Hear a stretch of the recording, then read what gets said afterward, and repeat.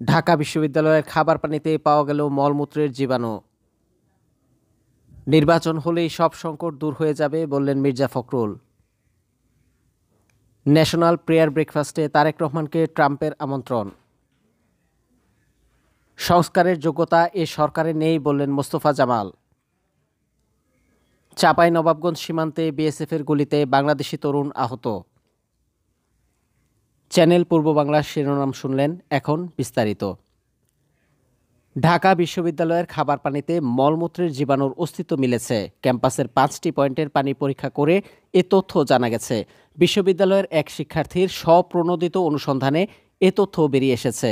শনিবার 11ই জানুয়ারি শাহরিয়ার মোহাম্মদ ইয়ামিন নামে ওই শিক্ষার্থী এ তথ্য জানিয়েছেন। শাহরিয়ার ঢাকা বিশ্ববিদ্যালয়ের ডিজাস্টার ম্যানেজমেন্ট বিভাগের 2020-2021 সেশনের শিক্ষার্থী। ওই শিক্ষার্থী জানায়, কিছুদিন আগে স্বপ্রণোদিত হয়ে তিনি ক্যাম্পাসের খাবার পানির মান টেস্ট করার জন্য ক্যাম্পাসের বেশ কয়েকটি পয়েন্ট থেকে পানির স্যাম্পল সংগ্রহ করেন। প্রত্যেকটা স্যাম্পলের 7 ধরনের টেস্ট হয়। এসব পরীক্ষার মধ্যে অন্যতম ছিল কলিফর্ম ব্যাকটেরিয়ার উপস্থিতি নির্ণয় করা। বিএনপির মহাসচিব মির্জা ফখরুল ইসলাম আলমগীর বলেছেন, আমরা দ্রুত নির্বাচন চাই, কারণ নির্বাচনটা হলেই আমাদের শক্তি আরও বাড়বে। সরকার থাকবে, সংসদ থাকবে, সব সংকট দূর হয়ে যাবে। আমরা সংস্কারের কথা আগেই বলেছি, আবারও বলছি, আমরা সংস্কার চাই। শনিবার সোহরাওয়ার্দী উদ্যানে আমার বাংলাদেশ পার্টির প্রথম জাতীয় কাউন্সিলে প্রধান অতিথির বক্তব্যে এসব কথা বলেন মির্জা ফখরুল। বিএনপি মহাসচিব বলেন, দুর্ভাগ্যজনকভাবে এখানে আমাদের দেশেরই কিছু মানুষ এই ঐক্যে ফাটল ধরানোর চেষ্টা করছেন। আমি জানি সে চেষ্টা সফল হবে না। আমরা অবশ্যই সম্মিলিতভাবে, ঐক্যবদ্ধভাবে আমাদের লক্ষ্যে পৌঁছাতে সক্ষম হব বলে বিশ্বাস করি।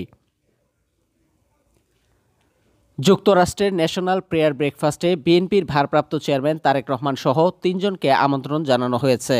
আমন্ত্রণ পাওয়া অন্য 2 জন হলেন বিএনপির মহাসচিব মির্জা ফখরুল ইসলাম আলমগীর এবং চেয়ারপারসনের ফরেন অ্যাফেয়ার্স অ্যাডভাইজারি কমিটির সদস্য আমির খসরু মাহমুদ চৌধুরী।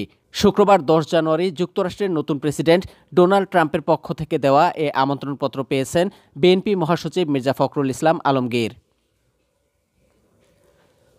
বর্তমান অন্তর্বর্তী সরকার কোনো কিছুই সমাধান করতে পারছে না বলে মন্তব্য করেছেন জাতীয় পার্টির চেয়ারম্যান ও 12 দলীয় জোটের প্রধান মোস্তফা জামাল হায়দার। তিনি বলেন, সংস্কার করার যোগ্যতা এ সরকারের নেই। অবিলম্বে নির্বাচনের সুনির্দিষ্ট তারিখ ঘোষণা করুন। নির্বাচিত সরকারের কাছে ক্ষমতা হস্তান্তর করে সসম্মানে বিদায় নিন। বৃহস্পতিবার 9 জানুয়ারি জাতীয় প্রেসক্লাবের সামনে আয়োজিত বিক্ষোভ সমাবেশে প্রধান অতিথির বক্তব্যে তিনি এসব কথা বলেন।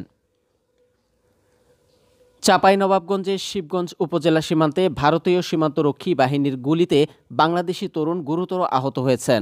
গতকাল শুক্রবার রাতে উপজেলার আজমতপুর সীমান্ত এলাকায় এ ঘটনা ঘটে। আহত তরুণের নাম মোহাম্মদ শহীদুল ইসলাম। তার বাড়ি শিবগঞ্জের বাগেচাপাড়ায়।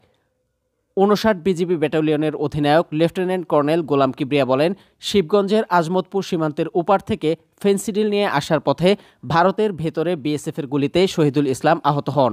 পরে আহত অবস্থায় তিনি বাংলাদেশে পালিয়ে আসেন। গুলিবিদ্ধ হওয়ার পর শহীদুল আজমতপুর সীমান্ত এলাকায় 25 বোতল ফেন্সিডিলের একটি বস্তা, একটি দা ও একটি টর্চলাইট ফেলে পালিয়ে যান। পরে বিজিবি সদস্যরা গতকাল দিবাগত রাত 2টার দিকে সেখানে গিয়ে এসব উদ্ধার করেন।